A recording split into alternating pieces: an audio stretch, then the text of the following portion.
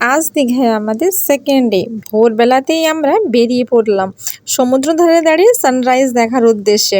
সকাল সকাল দীঘার সমুদ্র সৈকতটা তখন অন্য রকম। লালচে সূর্যের আলো, হালকা ঠান্ডা হাওয়া আর ঢেউয়ের শব্দ, মনটা যেন একদম ভালো হয়ে গেল। শীতের সকাল, চারিপাশে চা বিকালিরা। যদিও আমরা চা খেলাম না, তাহার বদলে খেলাম ডাবের জল। সকালের শুরুটা যে ভালো আর কি হতে পারে বলো? এর চেয়ে আর ভালো কি হতে পারে? আজকে প্ল্যানেট হিসাবে আজ দীঘায় তৈরি হওয়া নতুন জগন্নাথ মন্দির দর্শনে যাব। তো ডাবকে হাঁটতে হাঁটতে আমরা একটু গেছিলাম, আমরা মন্দির দর্শন করলাম, কাছে পিঠেই ছিল। বাইরে থেকে দর্শন করে ফিরে আসার পথে ব্রেকফাস্টও করে নিলাম। দেন হোটেলে এসে ফ্রেশ হয়ে স্নান করে পরিষ্কার জামা কাপড় পরে জগন্নাথ দেবের পূর্ণ দর্শন করতে গেছিলাম আমরা ভিতরে। কিছুক্ষণ বাইরে ঘোরাঘুরি করে ক্যাম্পাসের ভিতরে দুপুরে ভোগ খেলাম আমরা। আজকের ব্লগটা এই অবধি।